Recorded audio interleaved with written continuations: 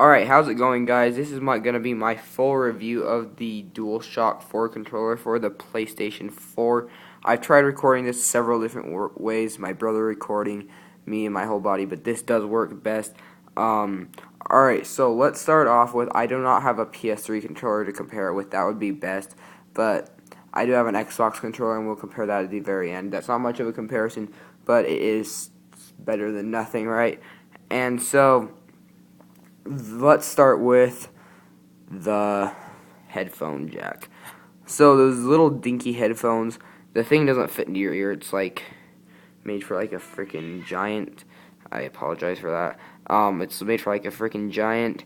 But it does stay in there, I guess, if you're not like wiggling around too much. You have to like jam it in your ear, and that does plug in right there. And then if you want like an accessory, it plugs into this bigger rectangle one right here, and of course the headphone does just plug into here, and it is a regular 3.5 millimeter headphone jack. So if you want to use your Apple EarPods, you can, because those do have a microphone.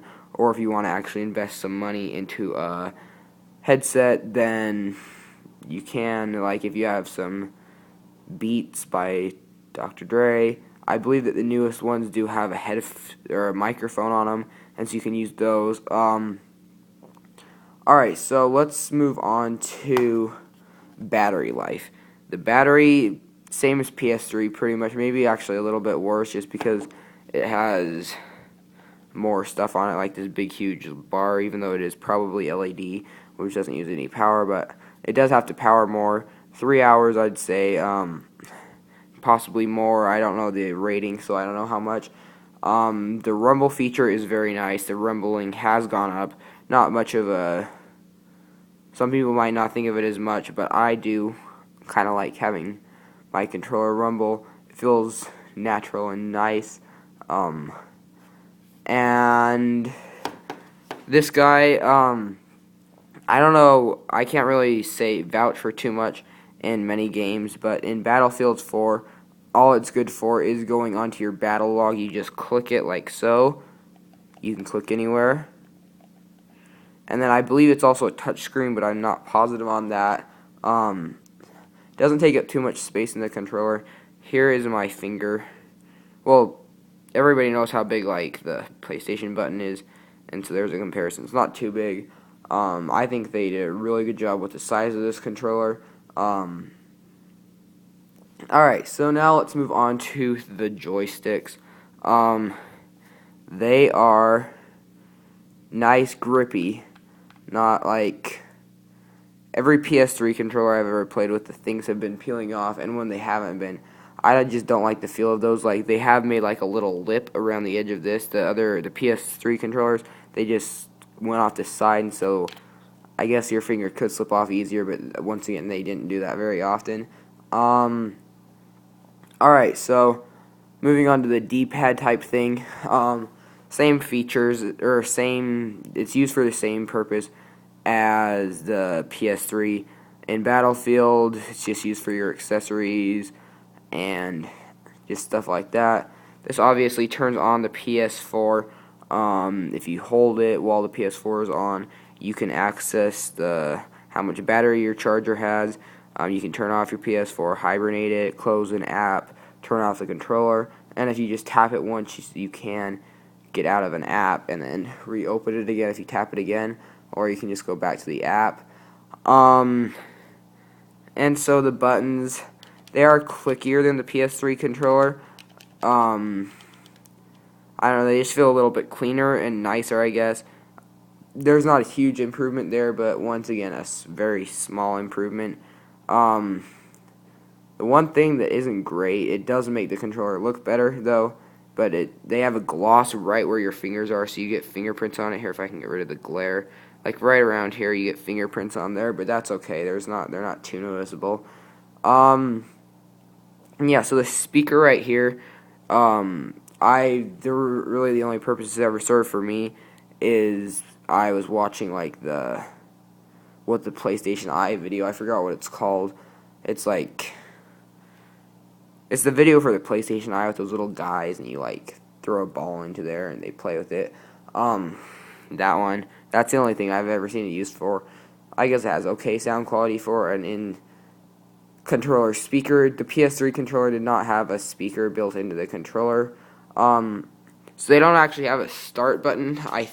Yeah, the PS4 or the PS3 had like two little triangles, one over here I believe, and it said start, and then one over here and it said options. And the triangle, the start was pointing this way, and then the other one was pointing that way.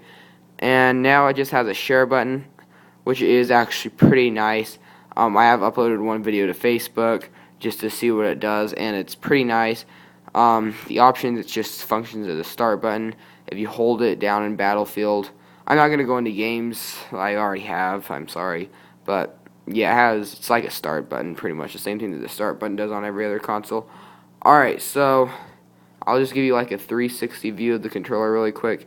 It has like improved ergonomics, and it's bigger than the PS3 controller. That is nice. Here, I'll actually show you the comparison of the Xbox original controller right now.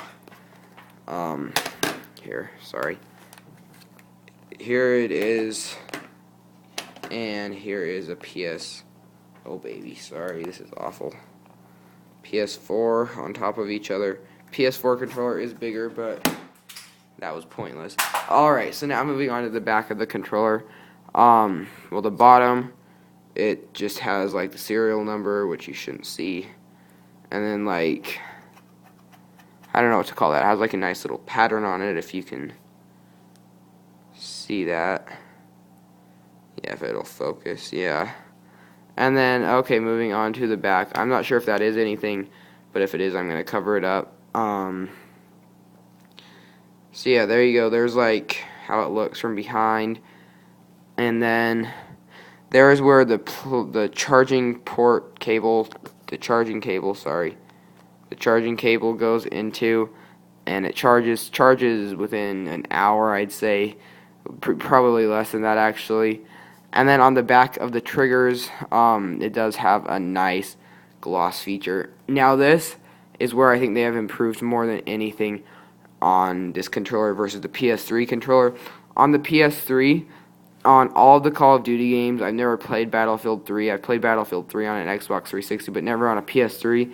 But I know on all of the Call of Duty games, you use the bumpers to shoot, and you use these for grenades, which I guess for how crappy that PS3 triggers were, it wasn't a bad thing.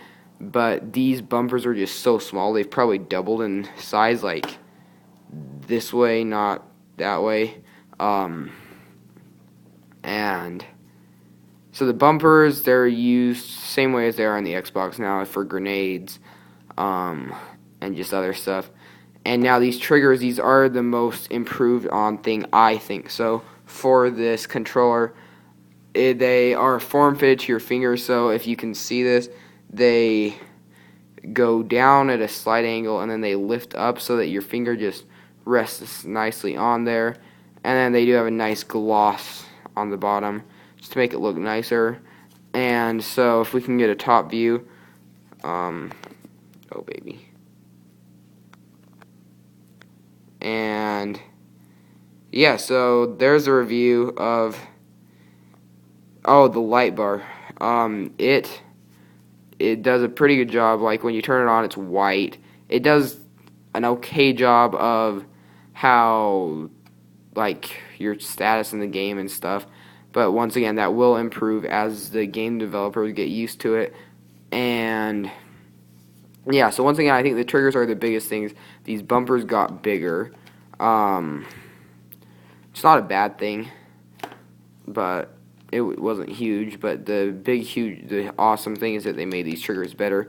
I still think that I haven't used an Xbox One controller, but I'll bet that the Xbox One controller, the triggers are better. Alright, so the share button. This is the last thing. It is freaking... It's okay, you can't add commentary, but it does capture the last 15 minutes of gameplay. So you just hit share, and then whatever you share to Facebook, you can like edit it and then share it, or save it to your PS4's hard drive, or both. And yeah, it's pretty cool. So you can go back and watch your gameplay. But I suck at all the games, but I'll get better. Alright guys, that's all for me today. I don't know if you guys like these reviews. Let me know. This one wasn't the best quality. I would have done the whole console review, but that one's gonna take a while to set up for because I need to just do some stuff. And it's like 11:30 right now, and so that one will take at least an hour. This one's quick. And so yeah, if you enjoyed the video, remember to leave it a like, comment, and subscribe. It really does help a lot. And I'm not going to do a vlog on this, but for those of you who, well, pretty much all of the YouTubers right now are being affected by the copyright apocalypse or whatever, and they're just like, YouTube is sending out a whole bunch of copyright strikes. My channel's small enough, that's the one benefit. My channel's small enough that I'm not affected by those, not yet at least, because I don't think that the people who are claiming the videos are really gonna like watch somebody whose videos only get like 10 views. Alright guys, so that's my review of the Dualshock 4 controller. I really like it. It's fun. Thanks for watching.